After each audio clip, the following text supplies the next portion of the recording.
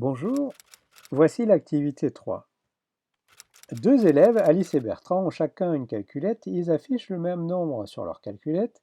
Alice multiplie le nombre affiché par 3 puis ajoute 4 au résultat obtenu. Bertrand multiplie le nombre affiché par 2 puis ajoute 7 au résultat obtenu. Quand ils ont terminé, ils s'aperçoivent que leur calculette affiche le même résultat. Quel nombre ont-ils affiché au départ? Alors avant de commencer, il faut bien comprendre ici le texte du problème. Les deux élèves Alice et Bertrand, ils ont le même nombre au départ. Et avec ce nombre-là, ils vont faire des calculs. Alice, elle va prendre ce nombre, le multiplier par 3, puis ajouter 4. Bertrand va reprendre le même nombre qu'Alice au départ, et va le multiplier par 2, puis ajouter 7.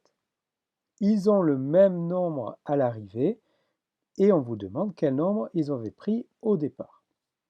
Alors, je vais vous présenter ici deux méthodes pour résoudre ce problème. La première, assez naturelle, c'est de faire des essais. Donc, première méthode, faisons des essais avec ou sans calculatrice. On pourrait faire les calculs de tête. Ici, les calculs ne sont pas très compliqués. Donc, allons-y, prenons des nombres au hasard. Alors, je vais prendre par exemple 0. Faisons les calculs effectués par Alice, puis les calculs effectués par Bertrand. Alors Alice, elle prend le nombre, donc ce nombre-là que j'ai pris 0, puis le multiplie par 3 ajoute 4, c'est-à-dire 3 fois 0 plus 4. 3 fois 0, ça fait 0, plus 4, ça fait 4. Bertrand reprend ce 0, le multiplie lui par 2, puis ajoute 7. 2 fois 0, ça fait 0, plus 7, ça fait 7. Il y en a un qui trouve 4, l'autre 7, ça ne marche pas puisqu'il ne retrouve pas le même nombre à l'arrivée. Prenons un autre nombre, du coup, par exemple le suivant, 1. Alice, elle fait 3 fois 1 plus 4, ça fait 3 fois 1, 3, plus 4, ça fait 7. Bertrand lui fait 2 fois 1 plus 7, 2 fois 1, 2, plus 7, ça fait 9. Ben là encore, ça ne marche pas. C'est pas 2, c'est pas 1 le nombre de départ, ni 0. Essayons avec 2.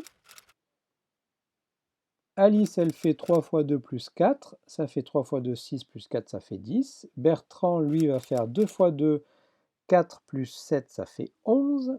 Ben là encore, ça ne marche pas. Essayons avec 3. 3 fois 3, ça fait 9, plus 4, ça fait 13 pour Alice. Pour Bertrand, ça fait 2 fois 3, 6, plus 7, ça fait 13. Ah ben ça y est, on vient de retrouver le même nombre à l'arrivée pour les deux, Alice et Bertrand. Donc ici, ça marche, c'est-à-dire que le nombre de départ, c'était 3. Voilà la solution du problème. Je vous présente ici une deuxième méthode. On va essayer de traduire le problème avec des expressions littérales. Alors, on a déjà parlé d'expressions littérales, et pour avoir des expressions littérales, il nous faut une lettre inconnue, et la lettre ici qu'on va utiliser en général, c'est X. Donc, notre lettre qu'on va appeler X ici, ça va représenter le nombre qu'on cherche, c'est-à-dire le nombre de départ. Donc, appelons X le nombre pris au départ.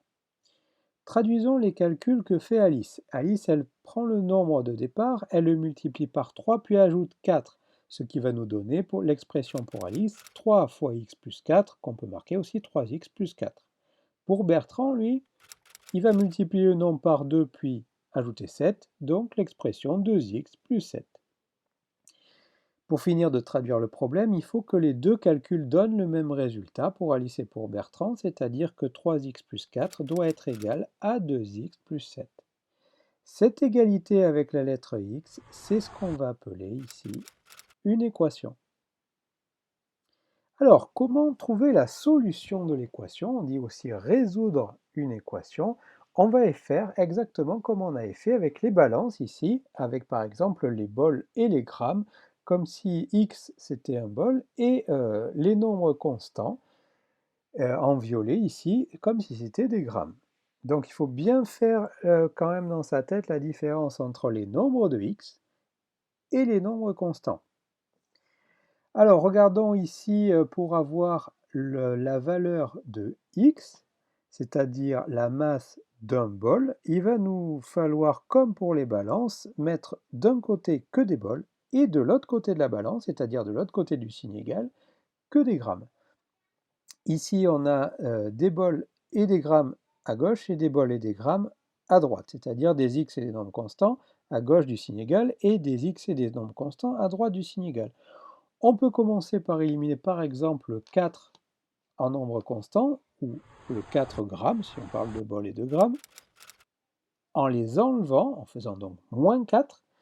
Si je les enlève à gauche, pour que la balance reste à équilibre, il faut aussi les enlever à droite, c'est-à-dire que pour que notre égalité ici reste encore une égalité, il faut les enlever des deux côtés. Donc j'enlève le 4 à gauche du signe égal, et à droite, si j'enlève 4, le 7 en nombre constant, moins 4, devient donc 3. Attention, c'est bien au nombre constant que j'enlève 4, et pas au nombre de x. Ensuite, je remarque que j'ai encore des x à gauche du signe égal et des x à droite du signe égal. On va enlever ces deux x à droite en faisant moins 2x. Donc c'est comme si j'enlevais deux bols. Et si j'enlève deux bols à droite, je dois aussi enlever deux bols à gauche. Et bien du coup, à gauche, il me reste plus qu'un seul bol puisque j'en avais 3. Et à droite, il me reste toujours mes 3 grammes. Donc voilà, un x égale 3, qu'on peut marquer aussi x égale 3, c'est-à-dire que la valeur de x c'est 3. La solution est